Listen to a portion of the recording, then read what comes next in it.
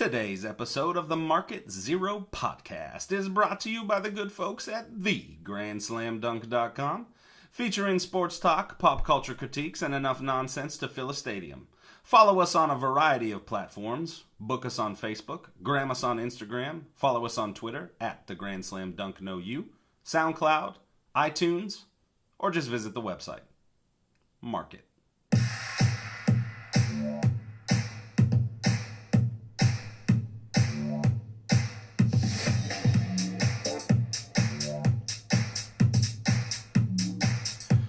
Welcome back and welcome home to the Market Zero podcast.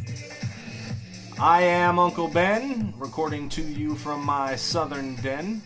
We've got a great show coming up for you guys. Episode 33 of the Market Zero podcast. Myself, G-Money, and Jolly Jeff stop on by, and we continue our NFL preview series brought to you by the GrandSlamDunk.com. On deck today, we have the AFC North and the AFC East. We also dive into some hockey with the Colorado Avalanche and their new coaching hire. You see, whenever Jolly Jeff happens to stop on by to the Market Zero podcast, we have got to talk hockey. It is written in stone. We will go ahead and mark that.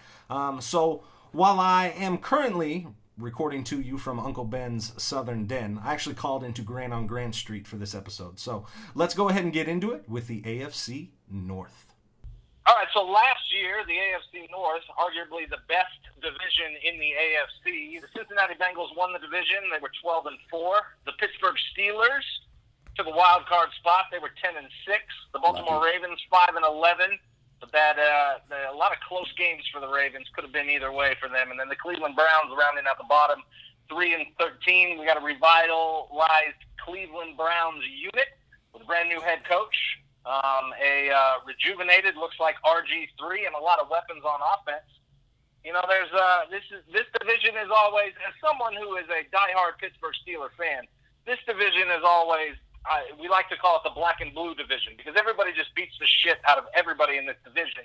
And usually that ends up costing one of the teams in the playoffs, you know, for injuries and guys being out and being hurt. So, you know, as it stands right now, if I'm looking at it and I'm pegging a division winner, obviously I'm going to take the Pittsburgh Steelers. Oddshark has their line at 10.5. I have them winning 12 games, but I could also see the Bengals or the Ravens sneaking up and snagging this division as well. I mean, this might be the best division in football this year. When you look at each of these teams, well, save Cleveland, like you said, the black and blue division, everybody beats up on each other, and then everybody beats up on Cleveland.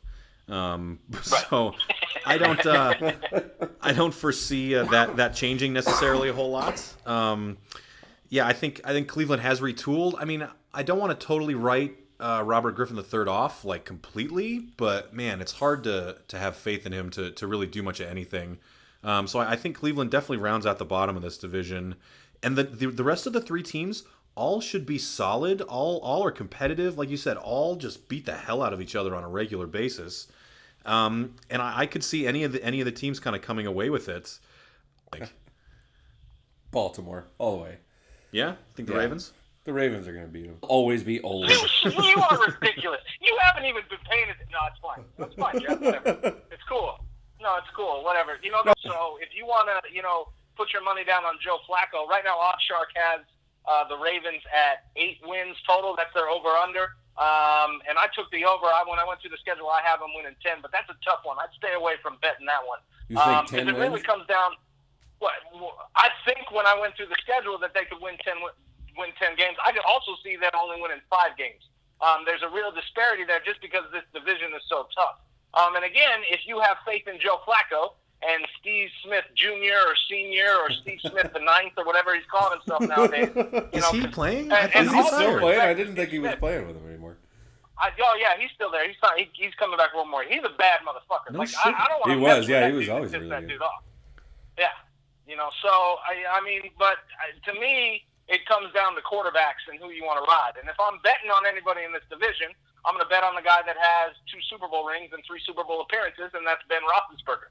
Let me just go ahead and say for the record, as a Steeler fan, I am not a fan of the person that Ben Roethlisberger is. Fair. He's a Okay. diva. Fair enough. I think things that nowadays I don't think guys would get away with that are pretty terrible person. We can go ahead and mark that. I think we can mark that. He's up there on one of the terrible people. He did some pretty awful stuff. Yeah, he's not a good guy. He seems to be in the news recently, but man, some of that stuff back was pretty awful. Pretty bad. Yeah. I think the real degree, he's got a huge arm. He can throw for thousands of yards. But man, we've mentioned it too. Is from fantasy perspectives, he's a great quarterback. But if he's not playing for you, he's not without their. Who's their backup? Do you know who their backup is? Somebody random. Right? Jarvis. That's right. Yeah, who really struggled in a preseason game earlier. And that's something. So. My old fan. He's from Pittsburgh, and he always every year. I laughed at him last year because the Steelers signed Michael Vick in the offseason, and he was like, "This is a great move. This is outstanding." And I was laughing at him. I was like, "What are you talking about? It's a backup quarterback. Why are you making such a big deal out of a backup quarterback?" He was dead right. Roethlisberger went down. Roethlisberger's good for missing at least 2 games a season, if not more. Yeah. That's basically where he's at. It's probably going to go up a little bit more. Yeah, whether his shoulder's hurting or he's got an ingrown toenail, whatever, and he needs to sit out. Again, he's a diva. He's a diva. The Roethlisberger is a diva. But if so, you hope that if he does miss those 2 games, it's after Le'Veon Bell has served his suspension for missing his piss test. You hope that that's the case. Right, a suspension that has been reduced from 4 games down to 3 games. Just so I know, I did not know that. The appeal, they did reduce it. It is only 3 games now. Still pretty disappointing missing 3 games, but a little bit better than 4. So yeah, I mean, Pittsburgh has the offense. They have the weapons. They're even with a guy like Martavius Bryant, who's going to be out all year long. It's the Pittsburgh criminal Steelers right now. We got guys who are suspended all over the place. But even with him being out, you still have Antonio Brown, who's one of the most explosive guys in the league. He had something like 100 plus, like 136 receptions last year. He was close to 2,000 yards, which has never been done by any wide receiver. So if Roethlisberger can stay healthy, and Antonio Brown can stay healthy, and Vontaze Burfict isn't allowed to. Speaking of criminals, yeah, if he's not allowed to, take Le'Veon Bell out and they keep him out of those games, the Steelers are going to be fine. The Bengals are going to be tough. Andy Dalton is Andy Dalton. He is going to throw the. That's the thing. I just can't get behind. I can't get excited about Cincinnati with that Red Rocket there. Andy Dalton gives me nothing to stand up and cheer. Like, maybe he's not bad, but I just can't get excited about the Bengals and about Andy Dalton. Is that just me? Like, am I missing something there? He's just mediocre, right? He's not impressive. Yeah, he does enough. He does enough during the season to make you happy, but he's never come up in the big moment, and that's kind of been his MO. But that's been Cincinnati's MO their entire franchise history. I mean, you go back to when they played the 49ers in the Super Bowls, they were always, that's why they're called the Bungles. That's why, we never get worried in the own those guys the last couple of years. Even if they do win one in the regular season like they did last year, we came back. Steeler fans' perspective isn't from Cincinnati. It's from Baltimore. Because a ball player coming back from an injury, he's dynamic with that defense. He's kind of past. So I see the Ravens rebounding.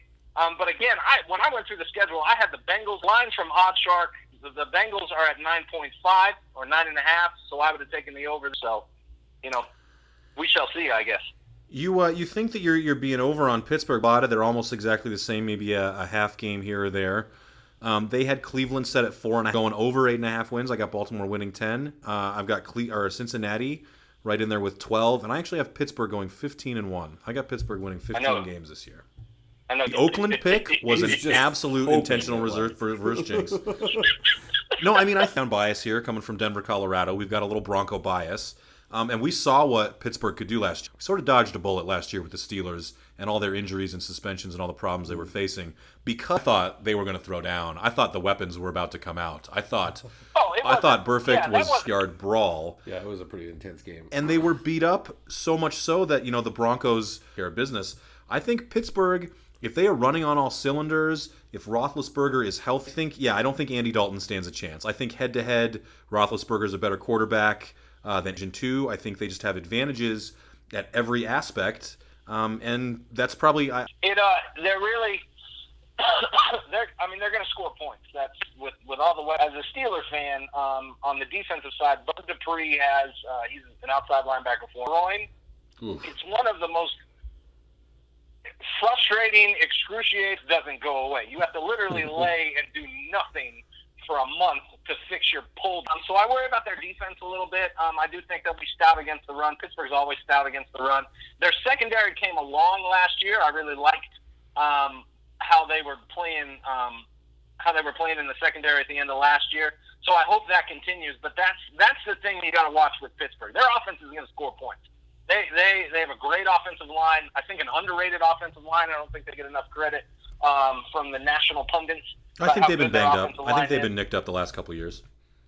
Yeah, but the defense really, if they, Bud Dupree, you hope he gets healthy. Especially by the end of the year. That's why Le'Veon's suspension isn't. It's frustrating and it's annoying that he's doing this again because it just speaks to his immaturity. But on the same time, if you're going to miss time, you want to miss time at the start of the year so you can be fresh at the end of the year. And so, I'm optimistic about the Steelers. I'm always nervous. I definitely don't think they're going to win 15 games. I definitely think that you're lying to me when you say that you're not reverse jinxing them. But I'll go ahead. Out of our friendship, I'll go ahead and respect it.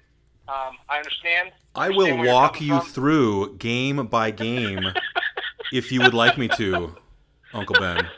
We can go through hand in hand and walk through that season schedule, and you'll see. It's what I believe, man. No reverse jinxes. I think they should be.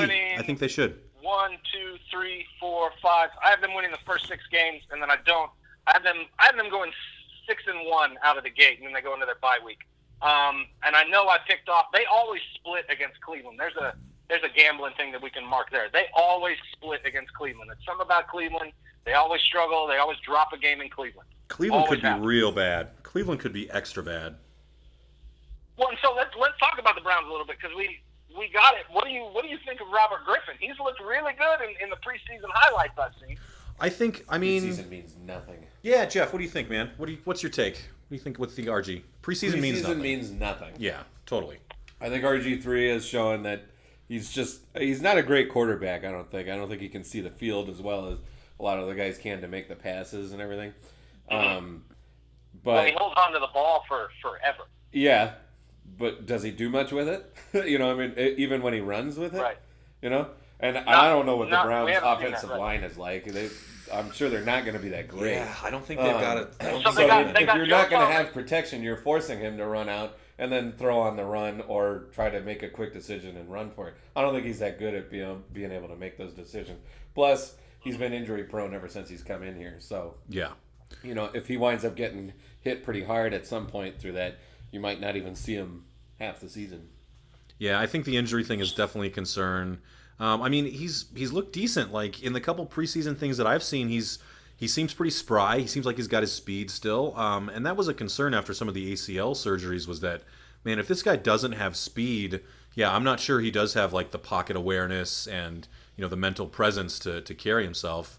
But if they can scheme for him, I don't know. Maybe if they can run some zone schemes. Maybe. If this new coach can get some things going. But you're asking him to make cuts and everything, and that's going to be a lot of strain on his knees as well to try to be able to make those great running plays in order to get him a few extra yards for a first down or something. But yeah, I don't know. We'll see. I think they're going to be terrible. The highlights I've seen from Cleveland in the preseason have been impressive. First of all, they got a Hall of Famer on their offensive line at left tackle in Joe Thomas. He will be in the Hall of Fame eventually. He's that good. Yeah. They have a ton of weapons, too. I like the Duke Johnson kid. He's a fantasy sleeper for me.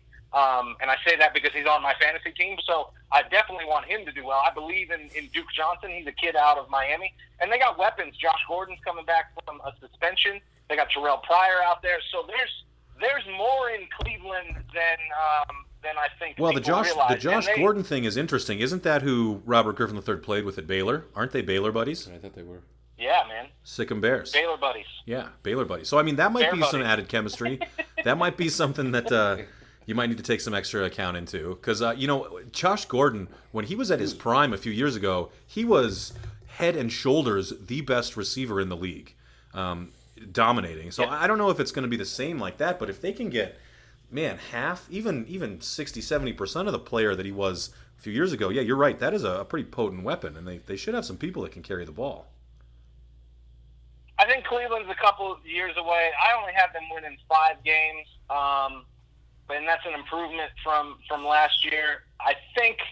I mean, I'll put it to you this way. Do you want Robbie Case? Thank you very much. So Neither. I mean, we'll go ahead and I'd probably take Sanchez over Griffin. I have a rookie that I don't know what he can do than either of those guys, to be honest. Okay. You would, huh?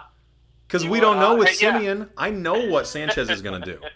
Full time. We know what Mark Sanchez is going to do. Well, I guess that might be a good place to kind of wrap up that North Trends, their starting quarterback for the 2016 season. Reactions? It's going to be the same offense that you saw last year. Yeah. Where you're going, let's just do run here. Let's just do run. Yep. But they're going to run the ball. Last year, their offensive line was terrible, so they would not get anywhere with having Siemian in there better than especially Mark Sanchez, but maybe even. I think that's kind of waving the white flag a little bit. I think once you go to a rookie, you're sort of conceding a few things. Yeah. A little while, who may have picked up a few things from him. Yeah, at least a glimpse of Manning. At least you never know. But it's going to be a rough year, I think, at quarterback for the Broncos. The wishful thinking out of Denver right now to you two is absolutely hilarious. He went to Northwestern. Can you name the last great Northwestern quarterback? Played back in like the 40s and the 50s. Sure. Otto Graham, yeah. Hey, that's a great quarterback, though. Nice. Just that's the lineage that you got. You know. I don't really think that you necessarily need lineage. Yeah, where'd your boy Ben Roethlisberger go to college, huh? Do you even know? He went to high school and fucked up, and he couldn't go to Michigan, so he had to settle for the University of Miami at Ohio. The other the signs were there. I don't know, early. man. I disagree with you guys. Grant, we talked about you should start the quarterback. To me, I don't know what you're doing and what kind of message you're sending, and regardless of who the quarterback is. So I don't understand why you're bored, because that's about all that he's done in the National Football League. The Broncos are the first team to see 0 snaps, zero passing attempts. He's taken 1 professional. Then is what you're saying. No, I feel like they should. I don't. Well, if they want a guy that's going to take snaps, they get him in there and let him get live reps with a great defense. He has a cushion allow him to learn as opposed to just sitting on the bench. I mean, what is he going to learn sitting on the bench from? You have in Siemian, because if you do have any sort of potential for somewhat of a competent quarterback out of the 7th round, letting Siemian get the reps. And just because they drafted the new guy early doesn't mean they're still in this evaluation. This kid just walked in the door. They've had Siemian in the building for 2-3 years now, so they've already put time and effort in. No, I agree with that, and I think their offense is going to be a little better. The reason good, but they couldn't throw the ball downfield. Peyton, he had no arm strength left, so he couldn't push it. There was no threat. You could just walk your safeties up, and you got 8-9 guys in the box. So, of course, you're not going to be able to run the ball. So I think they're going to be able to run the ball better. I think Russell Okung, if he can stay healthy, is going to be a beast for them up front. And you're going to get better production out of C.J. Anderson. And, is it Siemian? Is that how you say it? Siemian. How do you say his name? Siemian. Yeah. So the pass, and I know preseason football means absolutely nothing, but the pass that he tossed to Demaryius Thomas the other day, where D. Thomas grabbed it with one hand. I mean, if you can just throw it to Demaryius Thomas, throw the ball to Demaryius Thomas. Throw the ball to Demaryius. As long as he catches it. Well, then he can catch with one hand. So I think Denver's going to be a little bit better offensively. You should do that more often. I don't necessarily, I don't know. I mean, it is a conservative offense that they're going to be producing. So, we'll have to see. I think that, and I may have said this, I just think that I've got faith in Kubiak, and I think he proved a lot from last year, that I don't need a quarterback to go win me games. You just need some yuts to hand the ball off and not fuck it up. And, just chip away. I really like our kickers. Really like our field goal kicker. Really like Britton Colquitt, the punter. Excellent field position punter. Probably the best punter last year. Really helps the defense out. What was this other punter that they have? What exactly were they trying to accomplish with having him playing or being the holder for McManus. There was a preseason game a while ago. I think maybe it was their first one or something. And I had heard on the news later on the sports news, and it was I can't remember the guy's name, but he was the one who was holding for McManus later on, and McManus wound up missing a couple of field goals, and they were talking about this new holder that's coming, a new punter that was coming in that was supposed to be holding the ball for McManus now instead of Colquitt. Fucking it up, and was fucking it up. So I didn't know anything about it. I thought Colquitt was our punter, and we didn't really have much of another option outside of it. I was curious just to know what else was going on. Are you telling me that Brandon McManus is very particular on who holds his balls? Is that what you're saying? He might can imagine. Hey, the McManimal is a delicate beast. No, I understand that. I, too, am particular of who holds my balls, so I understand where he's coming from there. You've got to get someone who's confident to hold the balls. You don't want someone shaky, juggling them around. Yeah. You can't have him hold it in a wrong position. Right. It's going to hurt you. It's got to be steady, confident. If that ball slips out of there, firm but delicate touch. Exactly. Firm but delicate. Exactly. It's important. Can we mark that? Can we please mark that? Let's mark that. Let's mark that. See, but these are things that I think Kubiak is paying attention. I think he's a good coach, and I think he's building a complete team. Agreed. And I just don't think that it's going to come down to the kind of pressure that most maybe lesser teams put on their quarterbacks when they don't have as complete and as full of a team. So I just don't think it's as big of a deal as the rest of the nation is making out. I don't think it matters Paxton or Trevor. I think just put somebody back there, hand the ball off, and play good football the rest of the game. And I think they'll be okay. I think they'll be fine. You think they're gonna use Virgil Green more? Yes, I do. I hope that they do. I hope they do. Because last year I don't think that they utilized him enough. Kubiak, what he could have. Kubiak is notorious with the tight ends. We saw it a bit with Owen Daniels. I think Virgil Green's really talented, and I hope so. I think he could be a big producer. Yeah. And my thing was last year too. I know you said we couldn't throw the ball downfield, which I know is a big problem, but to just run the play 3 times, basically the same play every single time, and not even try to have a little dump pass out to the side to a tight end or something like that. I think that can help the team out a little bit. If you just get those few extra yards up there, then you can try to punch the ball through, up the middle. Jolly Jeff's favorite offense: run, punt, run, punt, run, punt. Hate it. Your favorite offense. Hate it. Listeners to the podcast will be aware. So that's some Bronco updates. We kind of wrapped up the AFC North. That just about does it for our AFC preview, doesn't it, Uncle Ben? We hit all the 4 divisions, didn't we? Oh, no. We still have to talk about the AFC East, the most boring division in football. Oh, well, shit. I was trying to just skip it. Maybe we should just plow through that real quick right here. Well, we can do it real quick. Because it is the most boring division in football, because they might as well just call it the AFC New England or the New England East. So I was going to say, here's your preview. Yeah. New England wins. Done. Because that's pretty much what it is. The Patriots have owned this division. Last year, the Patriots were 12-4, and they won it. The Jets were close, but Ryan Fitzpatrick, of course, threw the bone-crushing interception later on in the season. Late in the season, they were 10-6. The Buffalo Bills, who get way more publicity than they need, were 8-8 last year, and the Miami Dolphins were 6-10. Again, this is New England's division. It has been New England's division for ever since it feels like ever since Belichick got there, but really since Tom Brady has been there, it's been their division. It was a turn of the century, the Buffalo Bills have not made the playoffs since 1999. Yeah, it's been a while. Jeez. The Miami Dolphins, the last time they made it was 2008, but it was 7 years before that. So basically, they have 2 playoff appearances in the new century. They're terrible. The Jets just can't seem to figure out their quarterback position. When I went through and did my picks, I had the Bills, Dolphins, and Jets, all 3 of those teams winning 4 games, and I took the under on all of their lines. The Bills from Oddshark were at 8, the Dolphins were at 7, and the Jets were at 8. So one of my best bets actually comes out of this division.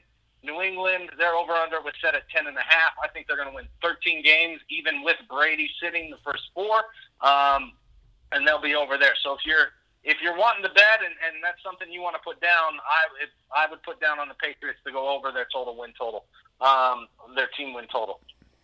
I've got, pretty much the same diagnosis. Like you said, this is New England's division. I've got the same odds coming from Bovada.com that you had from OddsShark. And I've got New York and Buffalo just a little bit better. I've got them at 6 wins apiece. I've got Miami at 4 wins. We were just talking about the AFC North, and as far as the playoffs go, I think the North gets both of the wild cards. I think with Pittsburgh having that high win, I think Cincinnati and Baltimore are going to sweep up both of the wild cards. Looking at this whole division, not even division, conference-wide, just mediocre. Buffalo, Miami looks mediocre. San Diego looks mediocre. Tennessee, Jacksonville, Houston, even Indianapolis, all potential to be middling at best.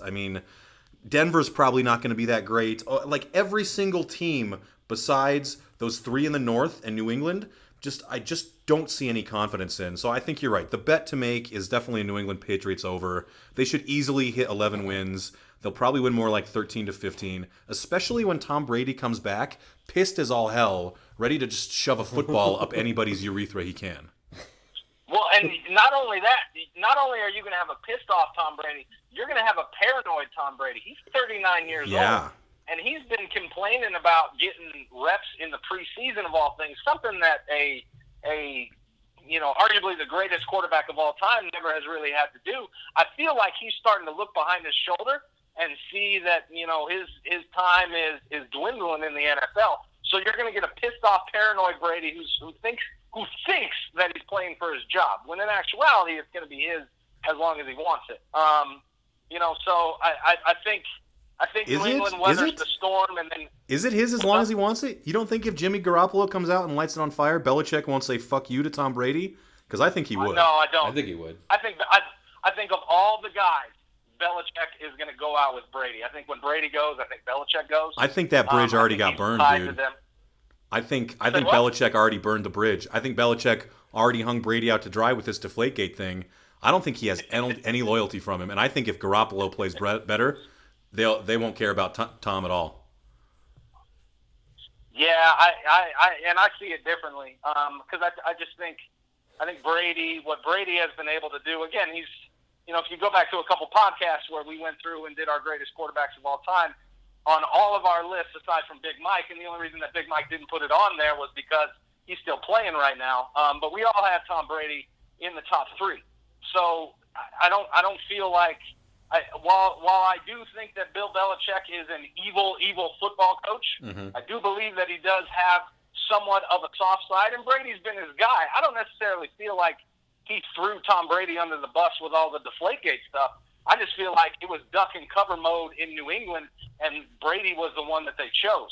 So you say it like that, Ben. You say it like that, but when you say, I feel like Brady's the one that he chose, and it feels to me like you will never be able to directly pin it on him. But I think Belichick offered him up. It wasn't that he got chosen. It's that Belichick said, "Hey, you're going to go fall on the sword because I'm not doing it." You think Bill Belichick, a guy who refuses to answer any questions, is going to offer anybody up? You think that's the type of guy he is?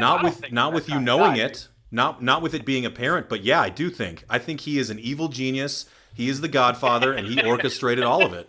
Yeah, without his fingerprints on any of it, he pulled all the strings, and he said, "Tom, you're the one that's going to take the fall for this one because I'm not." Yeah, I do. Okay. But I think he's the worst person ever to walk the face of the earth. So, that's just me. There's another one for the list of terrible people. Yeah. He's definitely, he's on there. No, but I actually think that if I was predicting who I think would be in the AFC Championship game as of today, I think you're going to see a Pittsburgh-New England AFC Championship game. I just see that's the season kind of underlined. To me, they're the 2 best teams in the conference. And like you said, there's a lot of cupcakes in this conference. A lot of unknowns in this conference. You don't really know. We know the bill on Kansas City. We know Kansas City is going to be a tough team in the regular season, and then they won't be able to get it done in the playoffs. So we kind of know these things about a lot of these teams. That's kind of what I see. But again, to me, Denver's a wild card because you don't know what's going to happen with Denver this year. They could be really good, or the wheels could fall off by week 8. It's really kind of pick your poison there with that. So That's kind of where I'm at. And I will mark that, sir. Mark that. Yeah, I think same sort of diagnosis. I'm still waiting for one day for the Belichick evil empire to maybe not topple, but at least sort of take a step back. And that might happen this year with Brady out for 4 games. Maybe one of those 3 teams in the East, maybe Fitzmagic and B Marsh and E Deck, maybe they find something. Maybe Rex and his brother Rob finally eat some sort of magic pizza that makes them put together a good defense for once. They're terrible. I'm sorry I brought them up. Yeah, well, they're awful. Did you hear the tandem bike duo? Yeah, did you see the tandem bike picture? Yeah. And under it, the best caption in the world is, Rex Ryan has gained 30 pounds since his brother started coaching with him. Right. And their 2 fat asses are on this tandem bike. I was really hoping it would just fall over, but it didn't. I'm sick of the Ryan brothers. Yep. Go away. Give me a new television show. I feel bad for the people in Buffalo that have to deal with it. The poor, tortured souls of the Buffalo Bills. They haven't been to the playoffs since 1999, and you got to deal with frickin' frack, the 2 schmuck brothers who shouldn't even have jobs in the NFL. And again, sir, I will go ahead and mark that. That is a grand slam dunk of a take right there. Yeah. Mark it. Wow. I know. I haven't even been drinking, dude. I know. That was a serious mark. This Coming is hard. sober. This is sober from the den, bro. That's excellent. I mean, and so the only other... Has that been an issue lately or something? Well, a little bit, yeah. You know what, Jeff? That's none of your damn business, and I'll thank you to stay out of my personal affairs, sir. Weird guy, Ace. Weird guy. I mean, is there any other chance that Ryan Tannehill takes a huge step forward and that Miami challenges for anything? Could we see that happening? City upon a Tannehill. Look, here's another franchise that hasn't been able to get their shit together. Again, 2 playoff appearances in the 2000s. Two. They haven't been relevant since Dan Marino, and even when they had Marino, they weren't very relevant. They don't know what the hell they're doing in Miami. What are you going to put your money on? You're going to put your money on Adam Gase? Adam Gase, a guy who made millions of dollars because he buddied up with Peyton Manning for 1 season. What's he going to teach Tannehill? Everyone made a big deal about Adam Gase last year for what he did with Jay Cutler and the Bears. Jay Cutler threw 7 less touchdowns and 6 less interceptions. So essentially what Gase did was he made Jay Cutler from being a shitty, productive quarterback, he made him a less productive, less shitty quarterback. He still sucked. So I don't understand why he got the job. If Gase is going to do anything for the Dolphins, he's going to pull the act that he did with the Broncos, getting Tebow to win a playoff game. That's going to be the magic that Gase can do. Oh Lord! I mean, you had to bring up the worst moment in Pittsburgh Steeler history in my life. The second worst moment in Pittsburgh Steeler history. Well, there's a couple segues. There was a couple different angles to come at it at because we have heard Tebow in the news recently. One of them had to come up. But Gase worked magic. John Fox and John Gase did magic things with a completely incompetent quarterback. And, how did Pittsburgh lose that game? I was in New Zealand at the time. I didn't watch it. What happened? So it's really simple. You see, when you run, when your secondary doesn't realize what coverage they're in, and your quarterback thinks you're in zone, and your safety thinks you're in man, the slant to Demaryius Thomas is going to be wide open, and there's Tim Tebow's victory against the Pittsburgh Steelers. Again, the second worst moment of Pittsburgh Steelers history in my lifetime. My lifetime. Terrible. Absolutely terrible. The only thing that was worse was when Neil O'Donnell threw the soul-crushing interception, 2 of them, to the Dallas Cowboys in Super Bowl 30, basically being the MVP for the Cowboys in that. That was the worst moment. The second moment, Tim Tebow. You know, if we bring it back from Pittsburgh heartbreak to the Miami Dolphins, I think the X factor for Miami is Arian Foster. Okay. If they have Arian Foster, the Arian Foster that he was, a season or 2 ago when he wasn't having the injuries, then I think Miami can actually make a push because the one thing that has proven to be Tom Brady's kryptonite, for whatever reason, he struggles winning in Miami. Yeah. He can't, for whatever reason, his record in Miami is just abysmal. So Miami has pieces. They have tools. They have Ndamukong Suh, who's probably the best defensive lineman next to J.J. Watt in the league. If he decides to play. You have horses. Yeah, if he decides to play and he decides to go. You have Arian Foster coming off an injury, but I don't have faith in Miami. They're just, to me, they're just a You remember who they drafted this year? franchise. Do you remember who their first pick in the NFL draft was this year? No. The gas mask bong, Laramie Tunsil. That's right. I forgot about that. Let me remind you. So yeah, they did that. Which actually, I mean, but that's Miami. That's Miami. Totally Miami. And if that pick works out, they got an amazing lineman way down in the draft. But they drafted a kid that had a picture smoking a gas mask bong. So I mean, it's Miami. Who knows? We shall see. I definitely, if that kid has a ton of upside. Yeah. And if he can learn not to post, because here's the thing, man. If you want to smoke marijuana, that's fine. The NFL really doesn't care. They don't want to catch you. They don't want their labor force to be out. They don't want these star players. They know that people are doing it. Just don't put it on social media, jackass. Right. Keep it off the internet, and then you're fine. Like Ezekiel Elliott walking into a pot shop, and then he had the nerve to say, "Oh well, I didn't buy anything." Bullshit, you didn't buy anything. Why else would you go into a pot shop? Give me a fucking break. The NFL doesn't want to catch you. They just don't want it out in the news. So keep your marijuana quiet, and you'll be fine. Yep. Mark it. Mark it. Oh, it's marked. Wow, Boy, heated takes from Uncle Ben. All right, coming strong. Fired up, baby. I'm love fired it. up. Football's around the corner. I haven't had a car for like the last 2 weeks. You got Tennessee. some pent-up emotions in there. Oh, dude, I feel like a caged gorilla in my apartment. It's an amazing apartment. I absolutely love it, but I would like to have 4 wheels so I could actually, go out and do things like get a job. That would be nice. Yeah. Hey, it sounds like you got a job, man. You're working right now. Working hard. This is work. Yeah. Fucking bringing the lunch pail today. Absolutely. Well, that'll just about wrap up the AFC previews. We hit a little bit of Broncos stuff. Anything else you guys want to hit before we get off? I would like just a quick thought process on the new Avalanche head coach.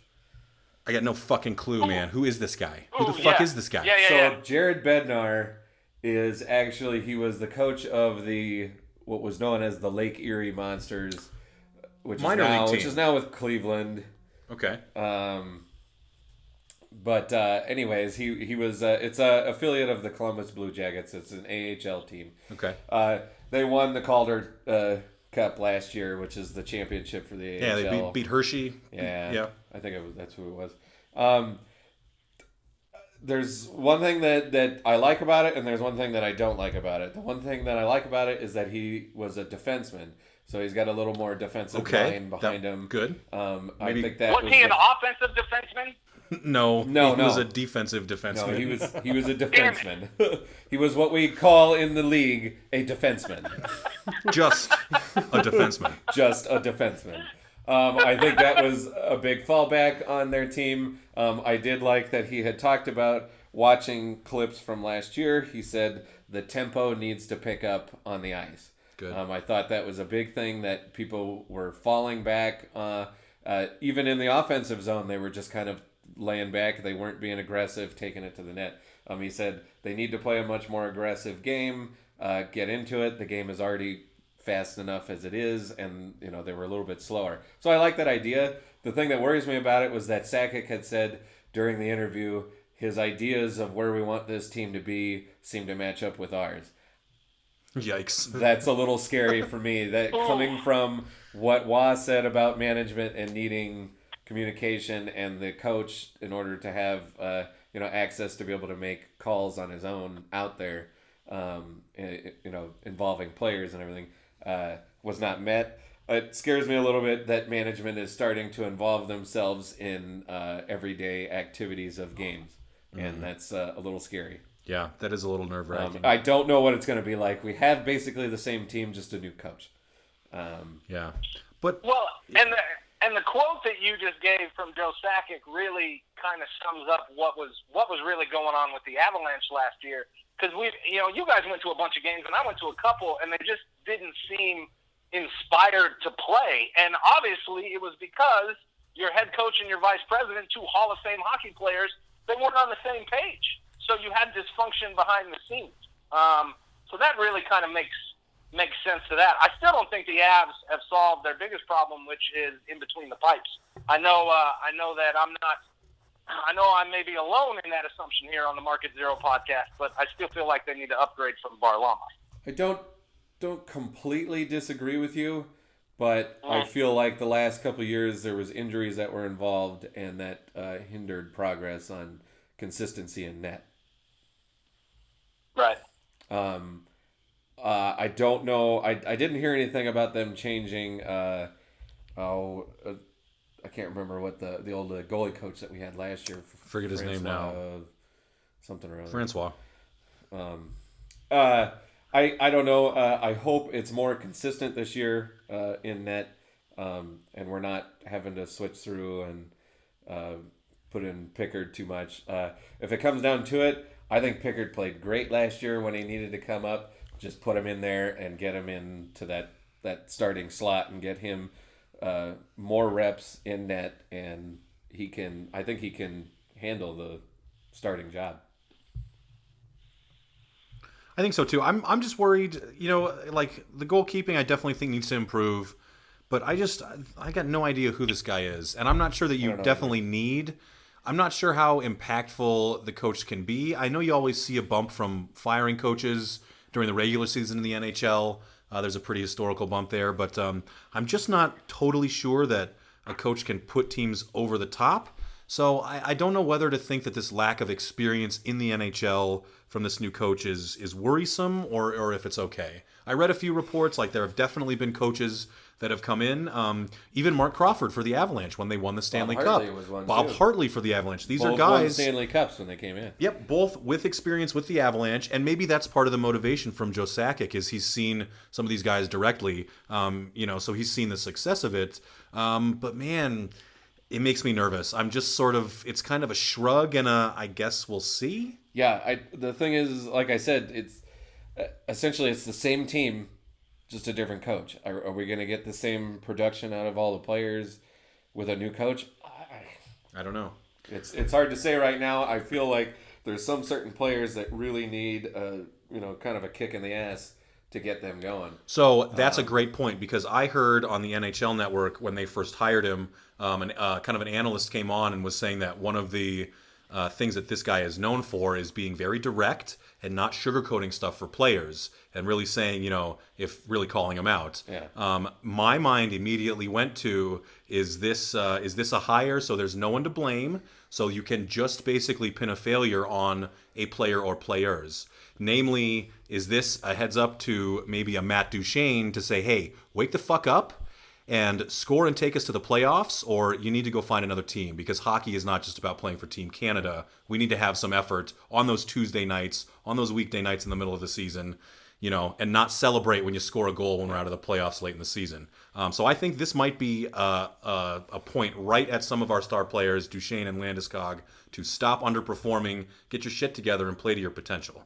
And if they don't, they're the only ones to blame. I think there were calls on that last year coming from Wah, and I think it was taken aback when he kind of hit a note against the so-called faces of our franchise.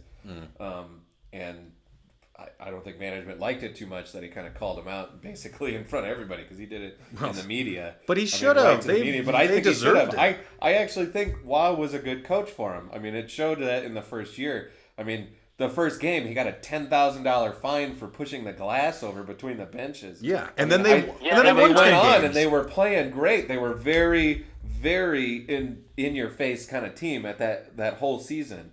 I mean, things kind of faltered in the playoffs there, but it was a young team. They didn't have that sort of experience with playoffs. All of them do have now. Yeah. I think it should be something that they should be able to keep up that pace, because you just saw them got manhandled by a lot of teams last year. Yeah. When it came to it, they just kind of laid back and just took it. Yeah. They didn't get in their face and try to turn the momentum the other way. They definitely have some work to do. I think there's talent there. Who knows? Maybe a coaching change will provide the spark, because I do have a lot of faith in these players, and I feel like a lot of the problem is underperforming. So maybe a coach will help that. Too. We'll see. We shall see. Step it up. Yeah, that's coming up soon, though. Yeah, we're looking forward to some more hockey stuff. Jeff is definitely going to be our hockey correspondent. Yeah, the hockey force. When does camp start? It's pretty soon here. It's usually, I think, around. They're probably doing some skates through right now, but September is when they'll really start doing preseason games and stuff. Nice. This is early one of my October favorite times is in beginning sports. of the season. So. Yeah, because this is one of my favorite times in sports, because you got baseball winding down with pennant races. You got football about to kick off in the NFL. You got college football kicking off this weekend. Hockey players are back on the ice relatively soon. Basketball players hit the hardwood here very soon. We got all the sports coming around. It's all gonna be happening. great. It's going to be a great season. It's all I'm happening. looking forward to it. We're going to be marking shit like crazy. It's going to be awesome. It's gonna, yeah. I can't wait. It's gonna be a grand slam dunk of a fall, Boom! That's what I'm talking about. G Money. and we can mark that. Mark it. Market Zeros brought to you by the GrandSlamDunk.com.